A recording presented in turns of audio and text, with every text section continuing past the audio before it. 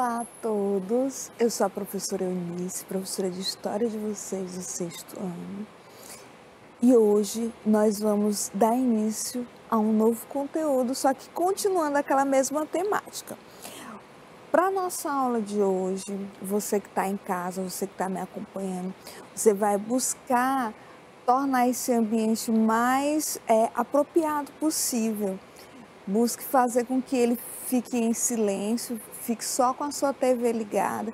E você que está me acompanhando pela internet, busque um local mais sossegado, pegue seu material de estudo, pegue seu livro e vamos para a nossa aulinha. Hoje,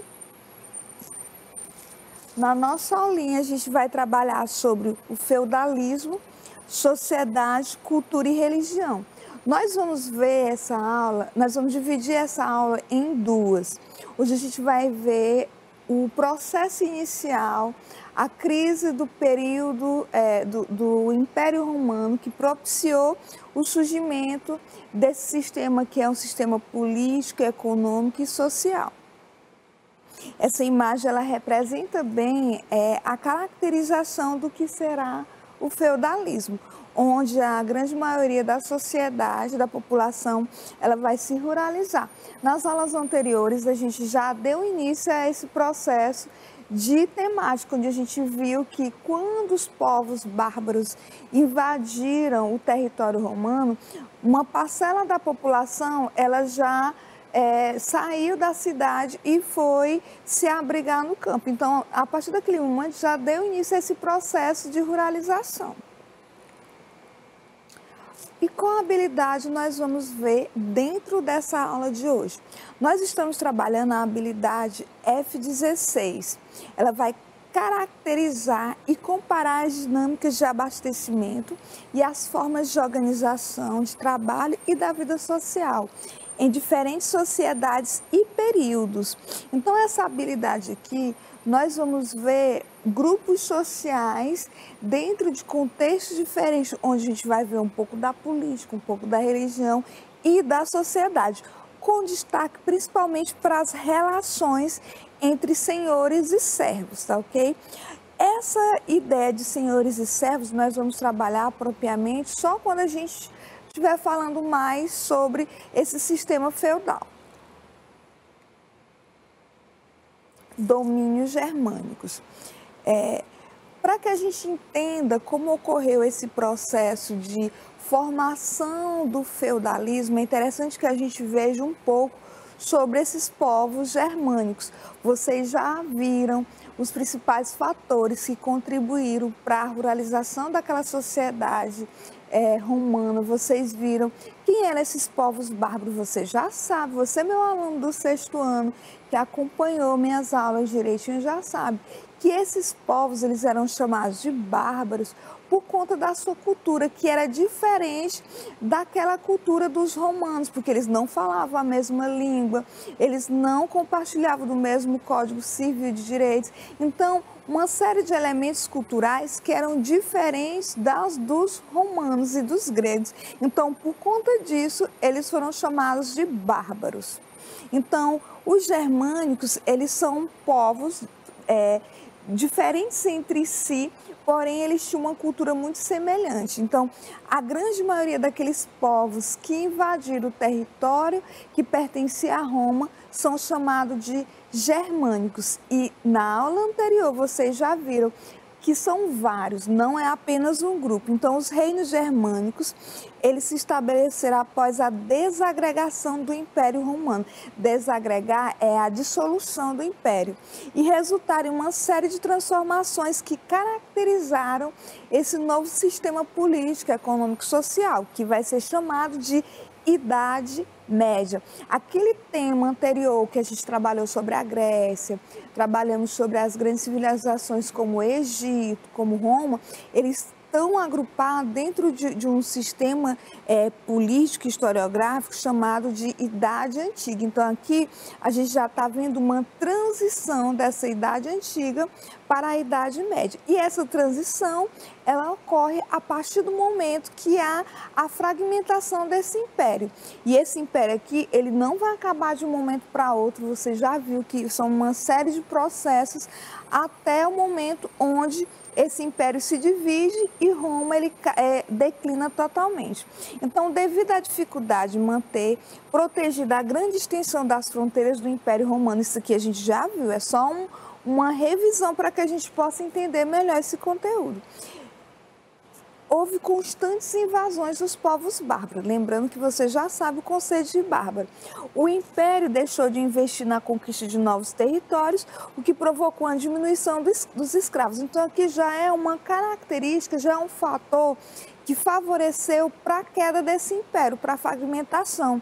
A redução da quantidade de escravos, a falta de militares suficientes para proteger as fronteiras, a redução da arrecadação de impostos, se eles não estavam conquistando novas terras, não estavam adquirindo novos bens, não estavam conseguindo acumular riqueza.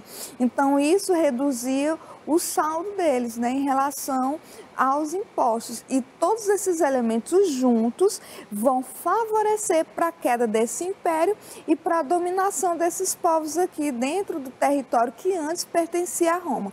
Então, aqui essa imagem, ela representa os povos germânicos. O enfraquecimento do exército romano e a própria expansão das tribos germânicas acabaram por derrotar o Império Romano no ano de 476.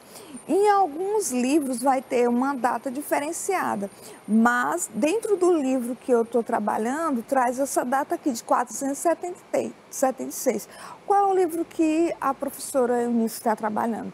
Lá na escola Parque Tararé, nós estamos utilizando um livro do Alfredo Boulos Júnior, onde esse tema, este livro ele é utilizado como base para esses slides da aula de hoje. Então, cada tribo ela se instala em diferentes pontos do Antigo Império e vão se adaptar àquela nova cultura, àquela nova realidade. Então, muitas dessas tribos germânicas aqui, eles vão se apropriar também dessa cultura. Porque quando um povo ele entra em contato com o outro, é inegável que há esse processo de aculturação. Mesmo sem ser intencional, eles vão unir essas culturas e vão assimilar muito da cultura dos romanos também. Assim como os romanos também vão assimilar um pouco da cultura desses povos germânicos. Então, essa fusão vai dar origem ao Sacro Império Romano Germânico. Isso aqui depois que houve a queda deste império em 476 depois de Cristo. Então, essa imagem aqui, ela representa guerreiros germânicos. Observem que esses povos, em várias ilustrações, em várias imagens, eles abordam que esses povos eram extremamente militarizados. Então, eles eram voltados principalmente para a guerra. Então, isso favoreceu também esse processo de conquista desse território romano. Os germânicos eles vão se dividir em diversos povos. Você já sabe, você meu aluno, que está assistindo essas aulinhas desde o início, tem observado que os povos germânicos eles se dividem em vários grupos diferentes, onde eles compartilham de alguns elementos culturais. Por isso que eles são englobados dentro de um só grupo. Mas observem que cada parte que vocês estão observando uma tonalidade diferente representa um povo germânico, um grupo diferente que vai dominar uma parte de um território que antes pertencia a Roma. Então, os germânicos eles se dividem em diversos povos, dentre eles ânglos, saxões, visigodos, ostrogodos, vândalos, francos. Inclusive, os povos francos eles vão ser essencial para a formação do território que hoje é a França. Francos, suevos, burgúndios, lombardos, alamanos, herulos. Então, são vários. Não dá para a gente trazer todos. A gente trouxe os principais que dominaram esse território que antes pertencia a Roma. Observe que eles dominaram todos os territórios que antes pertenciam ao Império Romano do Ocidente. Só para lembrar que o Império Romano ele vai se dividir em dois, Império do Ocidente e Império do Oriente. E os povos germânicos invadiram essencialmente essa parte aqui que representa a Roma do Ocidente. Então, cada diferença entre eles, cada grupo formou um reino diferente. E esses povos, eles são denominados como germânicos e eles vão se perdurar durante todo o processo de Idade Média. Então, aqueles feudos posteriormente que a gente vai trabalhar são formados por esses povos chamados de germânicos. Reino dos francos, isso aqui é um dos principais povos germânicos, por isso que eu achei interessante trabalhar com vocês e o livro que eu estou utilizando nas minhas turminhas aborda esses povos aqui. Então, os povos francos, como eu coloquei para vocês, eles foram responsáveis por formar um dos grandes territórios em termos de política, economia e cultura, que é a França. Então, o único reino que conseguiu resistir à invasão do Império e também a expandir os seus territórios foram os francos. Então, aqui a gente trouxe uma imagem muito representativa desses povos germânicos, que é a coroação de Carlos Magno. Então, o reinado de Clovis, ele durou um dos imperadores que dominaram esse território, que formou, que conseguiu conquistar e expandir, foi Clovis. Então, Clovis ele vai governar esse território de 482 a 511. Ele foi um dos mais frutíferos no sentido de expansão territorial, porque com a expansão territorial, consequentemente, vai vir a arrecadação de impostos, porque eles vão expandir através dessa expansão, eles vão dominar aquele território, vão se apropriar daquelas riquezas, e isso vai fazer também que haja uma difusão cultural. Então, aqui foi frutífero nesse sentido, por quê? Porque houve uma expansão econômica, houve uma expansão expansão política no sentido de haver uma centralização de um maior domínio sobre aquelas terras e a economia dele também pôde se desenvolver com mais intensidade. Então, aqui eles vão se adaptar nas aulas anteriores, eu coloquei para vocês que houve uma ascensão da Igreja Católica, né?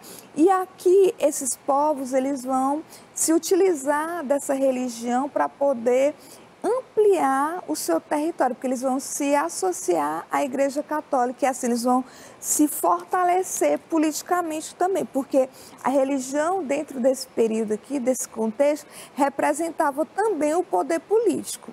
Então, eles se uniram com a Igreja Católica.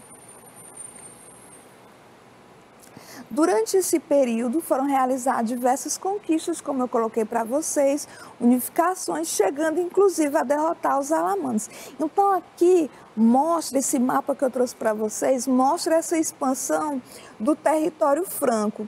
Então aqui essas partes que vocês estão vendo no verde mais escuro, são territórios que antes pertenciam ao Reino Franco, e essa parte verde clara que vocês estão observando no mapa são os territórios que foram conquistados após a subida de Clovis ao poder.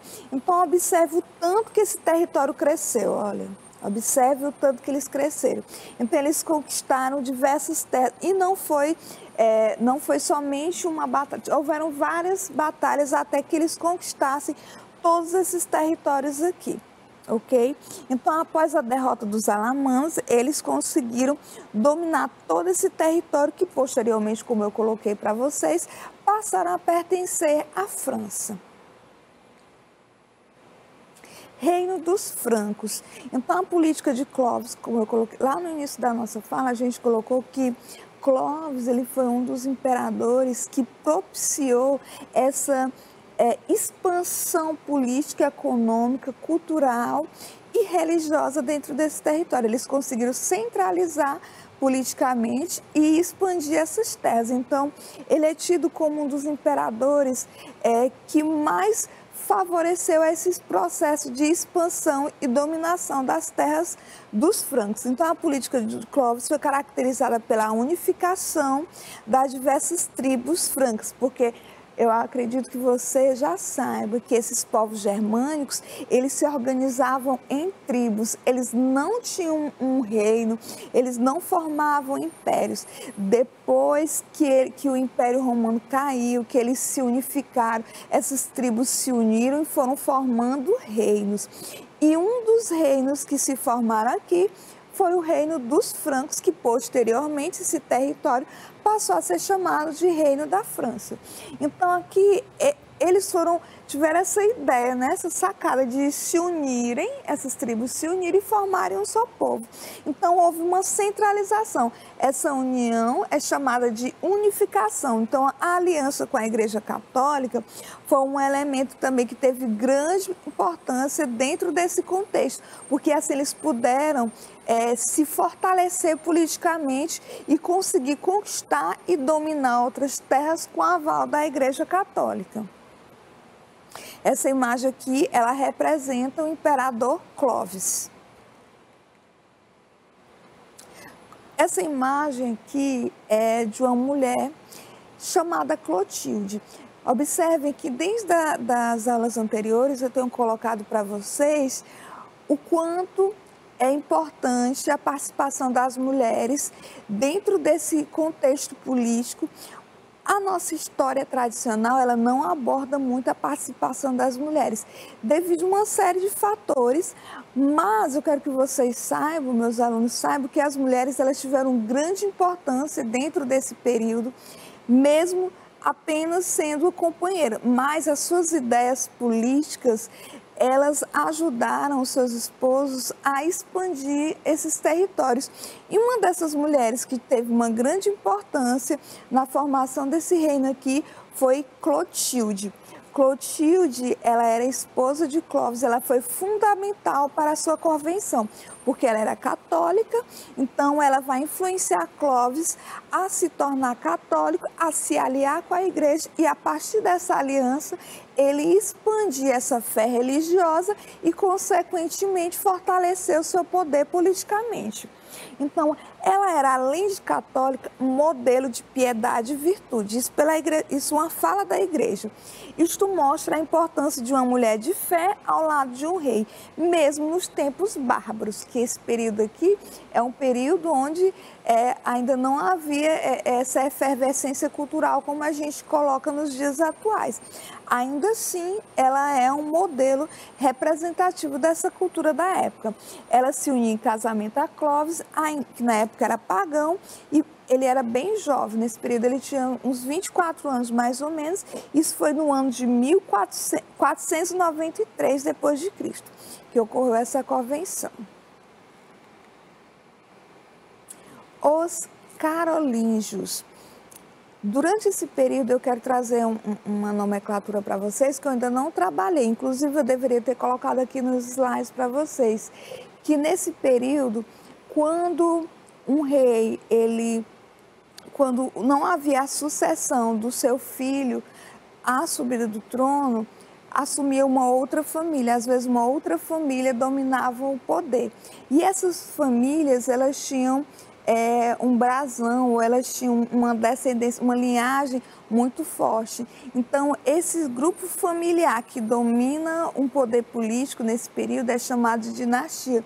E uma das dinastias do Reino Franco foram a dinastia dos carolíngios.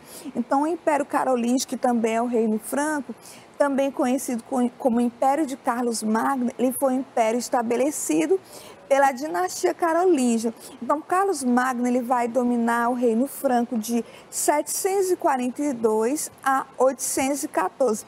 Então, essa imagem aqui, ela é a representação de Carlos Magno. Essa imagem dele com a cruz mostra que ele tinha ligação e associação com a Igreja Católica. O governo de Carlos Magno foi muito peculiar e interessante porque ele favoreceu o desenvolvimento cultural em relação à educação. Então, ele foi um grande investidor da educação dessa sociedade, que posteriormente seria a sociedade europeia. Então, aqui ele vai fomentar o desenvolvimento de escola, de universidades, a criação de bibliotecas. Então, ele foi muito importante para esse momento cultural da França. Então, Carlos Magno ele expandiu seu império além dos limites conquistados por seu pai Pepino o Breve, graças a uma política voltada para o expansionismo. Uma das maneiras de ele conquistar mais território durante esse período era através da expansão, ou seja, através do militarismo. Eles invadiam, se apossavam daquelas terras e assim eles conseguiam expandir as suas fronteiras. Então, o imperador ele dominou o território situado na Península Itálica, que é a região que compreende o território romano mesmo, e hoje a Itália. E entrou em combate com os muçulmanos, conquistou a Saxônia, a Lombardia, a Baviera, enfim, ele era um desbravador. Aonde ele buscava desenvolver a sua política era através da expansão. Isso fez com que o império ele se tornasse forte, centralizado e economicamente rico. Sobre o governo de Carlos Magno, houve uma aliança também à Igreja Católica, lembrando que esse Império Franco ele já tinha esse alinhamento com a Igreja Católica, mas toda vez que um imperador ascendia ao poder, tinha que haver novamente essa reafirmação da aliança. Então, aqui essa imagem ela mostra a coroação do imperador pela Igreja Católica, porque quem fazia a coroação nesse período aqui era a Igreja Católica. Então, aqui representa a coroação de Carlos Magno pelo Papa Leão III. Isso no ano de 800 depois de Cristo. Então, assim, no dia 25 de dezembro, Carlos Magno ele vai receber essa coroação e assim ele passa a dominar esse Sacro Império Romano Germânico. Então, a formação desse império pretendia reviver aquela glória vivida pelo Império Romano. Então, ele buscou investir muito nas artes, porque ele queria fazer esse reavivamento da cultura, tanto grega quanto a romana. A administração do Império Carolíngio. Então, no que se refere à administração, houve um grande investimento nessa parte cultural, como eu coloquei para vocês, e uma das formas de ele também desenvolver economicamente era através das expansões territoriais. Como o poder dos reis era muito frágil, ele precisava fazer aliança com outros nobres, outros grupos de pessoas que tinham posse. Para quê? Para que eles pudessem ter esse apoio e favorecer, tanto na expansão, na hora de ele expandir, com o apoio desses soldados, desses militares, e também proteger as suas terras. Então, é aqui, durante esse período, que vai surgir a ideia de sucerania e vassalagem. E o que é sucerania e vassalagem? Esse é um termo muito utilizado já durante o período feudal. Sucerano era quem doava um feudo. Feudo é um pedaço de terra. O feudo ele vai representar a característica, uma das principais características do período feudal, que é o período onde a sociedade ela vive de maneira mais ruralizada, o poder ele é descentralizado. Então, aqui, durante esse período carolíngio, desse governo de Carlos Magno, vai surgir essa ideia de sucerania e vassalagem. Então, o sucerano é quem doava um feudo, um nobre doava um feudo e a pessoa que recebia aquele feudo era chamada de vassalo. Então, aquele vassalo que ficava responsável por aquele pedaço de terra, ele deveria proteger aquela terra, deveria desenvolver economicamente aquela terra e, através do desenvolvimento, uma parte daquela riqueza ia para a pessoa que doou. Então, era algo muito vantajoso dentro dessa sociedade. Então, assim acontecia o estabelecimento de uma aliança entre os senhores feudais e um grupo militar. Não necessariamente o vassalo era uma pessoa de classe menos favorecida, não. Muitas vezes também era um nobre. Mas como, às vezes aqui o rei, quando ele doava aquela terra, ele não tinha condições de estar em todos os lugares protegendo militarmente, o que acontecia? ele se apoiava justamente nesse grupo que é chamado de vassalo, que são eles que vão proteger militarmente aquela terra. Esse conceito aqui nós vamos usar bastante dentro desse período que a gente vai chamar de feudalismo, que é um tema que nós vamos ver somente na nossa aula que vem. Administração do Império Carolíngio. Então, para facilitar esse processo administrativo do território, ele vai dividir os territórios em condados. Então, isso ajuda muito, porque o rei não consegue estar em todos os locais ao mesmo tempo. Então, o que ele vai fazer? Ele vai nomear pessoas que gabaritadas e do seu conhecimento, que ele concorde e que ele tenha um respeito para aquele indivíduo e vai doar aquela terra para que ele possa administrar aquele território. E para fiscalizar, para ver se aquela pessoa que recebeu a posse daquela terra está fazendo da melhor maneira, da maneira mais adequada, que não haja corrupção, ele vai nomear um grupo chamado vice-dominis. Então, esses dominis, eles vão ser responsáveis pela fiscalização daqueles territórios.